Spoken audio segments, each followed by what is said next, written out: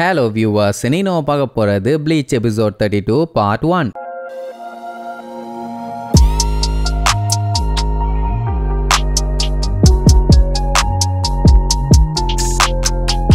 Open பண்ணா போன பாட்டுல நம்ம இச்சுகோ அந்த ரெஞ்சிய ஒரே போட்டான்ல, அப்படி போட்டதுல ரத்த ஊத்துன்னு ஊத்தி இப்ப பயலால அசைய முடியல. இனி இதுக்கப்புறம் அவனால கன்ஃபார்மா சண்டையே போட முடியாது. அதனாலேயே வெறி பிடிச்சு காட்டுத்தனமா கத்துவான். பிளட் கண்ணா பின்னான்னு ஊத்தும். இப்படியே ஊத்திட்டு இருந்துச்சுன்னா ஐஸ் பக்கெட்ல அள்ளி போட்டு தூக்கிட்டு போக வேண்டியதுதான். ஆனா அந்த டைம் அவனுக்கு ரூக்கியாவோட பழைய ஞாபகங்கள்லாம் வரும். இது எல்லாமே என்னோட தப்பு தான், நான் அவளை தனியா விட்டுட்டேன், நான் அவ கூடவே இருந்திருக்கணும் அப்படின்ட்டு ரொம்பவுமே ஃபீல் பண்ணுவான். அதுக்கப்புறம் தான் என்ன பிளாஷ்பேக்னே காட்டுவாங்க. சவுத் ரூகோன் டிஸ்ட்ரிக்ட், இதுதான் 78th டிஸ்ட்ரிக்ட். மொத்தமா பார்த்தா 80 டிஸ்ட்ரிக்ட் இருக்குது. அதுல 1வது டிஸ்ட்ரிக்ட் தான் இருக்கிறதுலயே பணக்காரனுங்க வாழ்ற இடம். அப்படியே அடுத்தடுத்த நம்பர் அதிகமாக பணக்காரனுங்க குறைஞ்சுக்கிட்டே வருவானுங்க. அந்த மாதிரி ரூகோன் டிஸ்ட்ரிக்ட் பாத்தீங்கன்னா 78வது டிஸ்ட்ரிக்ட். அப்போ எந்த அளவுக்கு ஒரு புவரான ஏரியா, சொல்ல போனா லோவஸ்டுக்கு லோன்னு சொன்னா அந்த இடம் தான். அந்த இடத்துல தான் ரெஞ்சி அவனோட ஃப்ரெண்ட்ஸுங்க எல்லாம் வாழ்ந்துட்டு வந்தாங்க. இந்த பயல்கள் எல்லாம் எப்படின்னா திருடி தான் சாப்பிடுவாங்க. ஏன்னா அவங்களுக்கு வேற வழி இல்ல. அவன் பாத்துக்கிறதுக்கு அம்மா அப்பா யாரும் இல்லாத பசங்க திருடுறதுக்கு சம்பவம் பண்ணுவானுங்க பாருங்க. ஒரு கடைக்கு முன்னாடி போய் நிக்கிறது வாங்க மாட்டானுங்கன்னு தெரியும். அதனால கடைக்காரன் இவனுங்களை விரட்டுறதுல குறியா இருப்பான்ல.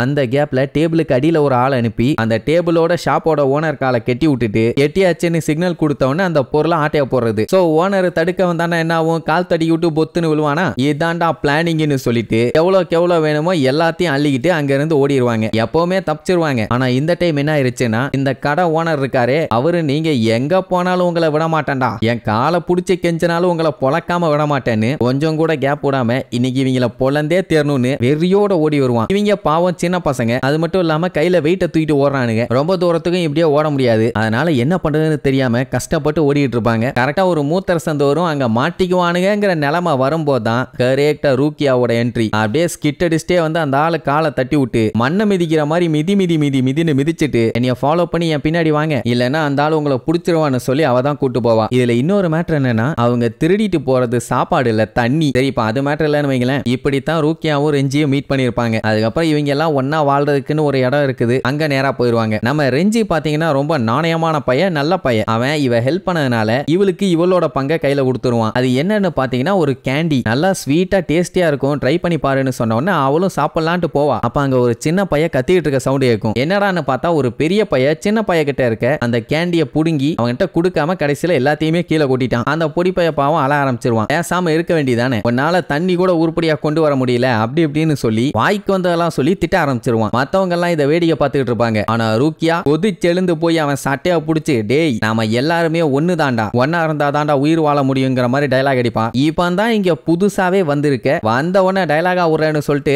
அவளை அடிக்க போவான். அந்த டைம் ரூக்கியா அப்படியே எஸ்கேப் ஆகி அவன் காலை தட்டி விட்டு ஏறி உட்காந்து கொஞ்சம் அட்வைஸ் பண்ணுவான். 7 வயசாகுது, எரும மாட்டு பாயில இப்படியாடா நடந்துக்குவ, நம்ம எல்லாரும் ஒண்ணுக்குள்ள ஒண்ணு மண்ணுக்குள்ள மண்ணு, நீ வேற நாட்டிலயோ இவன் வேற நாட்டிலயோ இல்லடா, ஒரே நாடு இந்தியா அப்படின்னு டைலாக் எல்லாம் விட்டு வயசுக்கு தகுந்த மாதிரி நடந்துக்குங்கடா, சோதிக்காதீங்கடான்னு சொல்லிட்டு அவனை திருத்தவும் செஞ்சுட்டு அழுதுகிட்டு இருந்த பொடிப்பைய கிட்ட அவளோட பங்க தூக்கி கொடுத்துருவா. சாப்பிட்டு சந்தோஷமா இருன்னு ரெஞ்சி அப்படியே அசந்துருவான். இவன் என்ன இவ்வளவு நல்லவளான்னு. ஆளு பார்க்கதான் நார்மலா இருப்பான், ஆனா நல்லா தைரியமான பொண்ணுன்னு புரிஞ்சுது. பட் அவகிட்ட அதெல்லாம் நேர்ல சொல்ல மாட்டான். அவ எப்பவுமே என்ன பண்ணாலும் சரி சுத்தி இருக்கவங்களுக்கு நல்லதா தான் பண்ணுவா. அவளை பத்தி கூட கவலைப்பட மாட்டான்னு வைங்க. அப்புறம் என்ன வழக்கம் போல எப்பவும் போல திருட்டுத்தனம் எல்லாம் பண்ணுவாங்க. ரூக்கியாக்கு பயங்கரமா பசிச்சா கூட யார்ட்டையும் பெருசா சொல்ல மாட்டான். சோ இப்படியே எல்லாம் நல்லபடியா போயிட்டு இருக்குது. அந்த டைம் அங்க ஒரு ரிக்ஷா ஒண்ணு பாப்பாங்க, நல்லா பலான்னு இருக்கும். ரெஞ்சியோட ஃப்ரெண்ட்ஸ் எல்லாம் ரிக்ஷாவுல மூஞ்ச பார்த்து wow what a shining rickshaw, what a beautiful face of mine அப்படின்னு ஜாலியா விளையாண்டுட்டு இருப்பானுங்க. அப்ப அங்க இருந்த ஆளுங்கெல்லாம் கண்டிப்பா அந்த பையன் சோல் ரிப்பரா மாறிடுவான், அவனாலதான் நம்ம டவுனுக்கே பெருமை, அவன மாதிரி நானும் சோல் ரிப்பர் ஆகணும்னு ஒருத்தன் சொல்லுவான். அதெல்லாம் கனவுல கூட நடக்காதுன்னு இன்னொருத்தன் சொல்லுவான். ஏன்னா அப்படி சோல் ரிப்பர் ஆகணும்னா டன் கணக்குல ஸ்பிரிச்சுவல் எனர்ஜி தேவை. ஏதாவது லக்குல நமக்கு அது நடந்தாதான்டா உண்டு, அதனால மூடிக்கிட்டு இருங்கடான்னு பேசிட்டு இருப்பானுங்க. இதெல்லாம் நம்ம ஆளுங்களும் கேட்டுட்டு இருப்பாங்கன்னு வைங்க. அந்த டைம் தான் கதவை திறந்துட்டு அந்த சோல் ரிப்பர் வெளியில வருவான். உடனே எல்லாருமே அவனை பாராட்டி அனுப்பி வைப்பாங்க. நீ தான் பெஸ்ட், உன்னோட பெஸ்ட் எப்படியாச்சும் நீ அவங்களுக்கு காமி அப்படி எப்படின்னு அவனை சேர பண்ணி எல்லாம் அனுப்புவாங்க. அப்படி பார்த்துட்டு இருந்த ரூக்கியா திடீர்னு தலை சுத்தி நிக்க முடியாம அங்கேயே பொத்துன்னு விழுவா. என்னாச்சுன்னு கேட்டுட்டு இருக்கும் போது அந்த சோல் ரிப்பர் வந்து பார்த்துட்டு,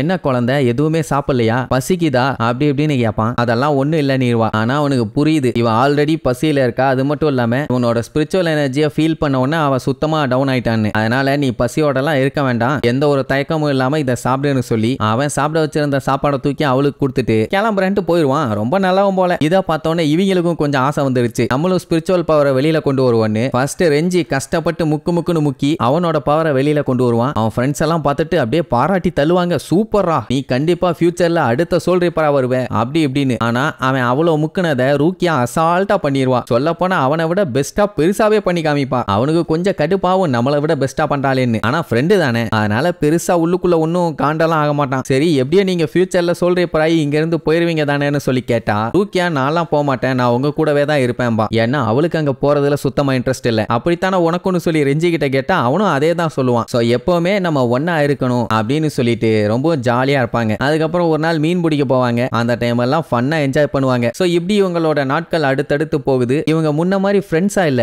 ஒரு ஃபேமிலியாவே மாறிட்டாங்க. என்னதான் அது ஒரு கேவலமான டவுனா இருந்தாலும், கேவலமான ஆளுக இருந்தாலும், கேவலமான சிட்டியா இருந்தாலும், கேவலமான லைஃப் ஸ்டைலா இருந்தாலும் ஒரு அழகான குடும்பம். இனி இதுக்கப்புறம் இவங்க எப்படி தடம் மாறி சோல் ரீப்பர் ஆனாங்க, அதுக்கு எவ்வளவு ஸ்ட்ரகிள் பண்ணாங்க, ரூக்கியா எப்படி நோபல் ஃபேமிலி ஆனா அப்படிங்கறத அடுத்தடுத்த எபிசோட்ல பார்க்கலாம். டாடா.